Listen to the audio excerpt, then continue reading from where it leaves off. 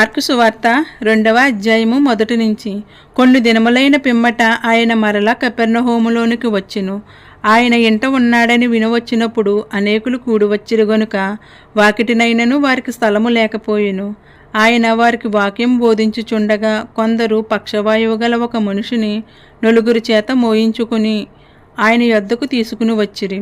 చాలామంది కూడియున్నందున వారు ఆయన యొద్దకు చేరలేక ఆయన ఉన్న చోటికి పైగా ఇంటికప్పు విప్పి సందు చేసి పక్షవాయువు గలవానిని పొరుపుతోనే దింపిరి.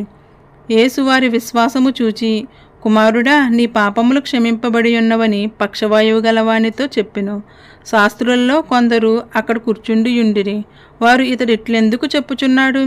దేవదూషణ చేయుచున్నాడు కదా. దేవుడు అక్కడే తప్ప పాపమును క్షమింపగలవాడెవడని తమ హృదయములలో ఆలోచించుకొనురి.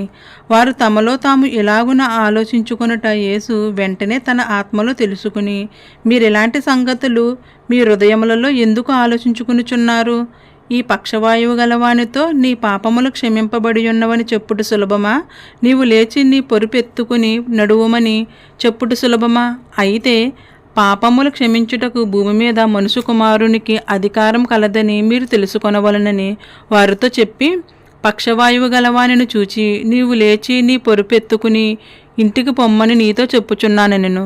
తక్షణమే వాడు లేచి పొరుపెత్తుకుని వారి ఎదుట నడిచిపోయెను. గనుక వారందరూ విభ్రాంతి నొంది, మనం ఎలాంటి కార్యములను ఎన్నడూ చూడలేదని చెప్పుకునుచు దేవుని మహిమపరిచిరి. ఆయన సముద్ర తీరమున మరలా నడిచిపోవుచుండును. జనులందరూ ఆయన యొద్దకు రాగా ఆయన వారికి బోధించెను. ఆయన మార్గమున వెళ్ళుచు సుంకపు మెట్టనొద్ద కూర్చున్న అల్పయ కుమారుడగు లేవిని చూచి, నన్ను వెంబడించమని అతనితో చెప్పగా అతడు లేచి ఆయనను వెంబడించెను. అతని ఇంట ఆయన భోజనమును కూర్చుండియుండగా సుంకరులను పాపులను అనేకులు యేసుతోనూ ఆయన శిష్యులతోనూ కూర్చుండియుండిరి. ఇంటివారనేకులుండిరి. వారాయనను వెంబడించువారైరి. పరిసయ్యులలోనున్న శాస్త్రులు ఆయన సుంకరులతోనూ పాపులతోనూ భుజించుట చూచి, ఆయన సుంకరులతోనూ పాపులతోనూ కలిసి భోజనం చేయుచున్నాడేమని ఆయన శిష్యులను అడుగగా, యేసు ఆ మాట విని, రోగులకే గాని ఆరోగ్యం గలవారికి వైద్యుడక్కరలేదు. నేను పాపులనే పిలవ వచ్చితిని గాని నీతిమంతులను పిలవ రాలేదని వారితో చెప్పెను. యోహాను శిష్యులను పరిసయ్యులను ఉపవాసం చేయుట కద్దు. వారు వచ్చి, యోహాను శిష్యులను పరిసయ్యుల శిష్యులను ఉపవాసం చేయుదురు గాని నీ శిష్యులు ఉపవాసం చేయురు. దీనికి హేతువేమని ఆయన నడగగా, యేసు, పెండ్లు కుమారుడు తమతో కూడా ఉన్న కాలమున పెండ్లి ఇంటివారు ఉపవాసం చేయి తగుదా? పెండ్లు కుమారుడు తమతో కూడా ఉన్నంతకాలము ఉపవాసం చేయి తగదు గాని పెండ్లి కుమారుడు వారి యొద్ద నుండి కొనిపోబడు దినములు వచ్చును. ఆ దినములలోనే వారు ఉపవాసము చేతురు. ఎవడును పాత బట్టకు క్రొత్త గుడ్డ మాసిక వేయడు. వేసిన ఎడల ఆ క్రొత్త మాసిక పాత బట్టను వెలుతుపరచును, చినుగు మరీ ఎక్కువగును. ఎవడును పాత తిత్తులలో క్రొత్త ద్రాక్షారసం పోయడు.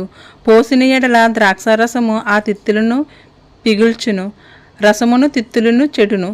అయితే క్రొత్త ద్రాక్షారసము క్రొత్త తిత్తులలో పోయవలనని చెప్పెను. మరియు ఆయన విశ్రాంతి దినమున పంటసేలలో బడి వెలుచుండగా శిష్యులు మార్గమున సాగిపోవచ్చు వెన్నులు త్రుంచుచు నుండిరి. అందుకు పరిసయ్యులు, చూడుము, విశ్రాంతి దినమున చేయకూడనిది వారెలా చేయుచున్నారని ఆయన నడిగిరి. అందుకు ఆయన వారితో ఇట్లనెను, తానును తనతో కూడా నున్నవారును ఆకలిగొనినందున దావీదునకు అవసరము వచ్చినప్పుడు అతడు చేసినది మీరెన్నడూ చదవలేదా?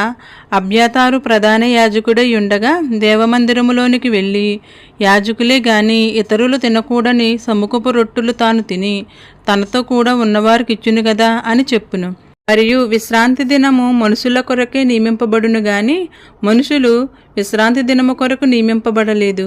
అందువలన మనుషు కుమారుడు విశ్రాంతి దినమునకును ప్రభువై ఉన్నాడని వారితో చెప్పెను. ఈ వాక్యం మీ అందరి హృదయాల్లో ఫలించునుగాక. ఈ వాక్యం విన్న ప్రతి ఒక్కరికి నా హృదయపూర్వక వందనాలండి.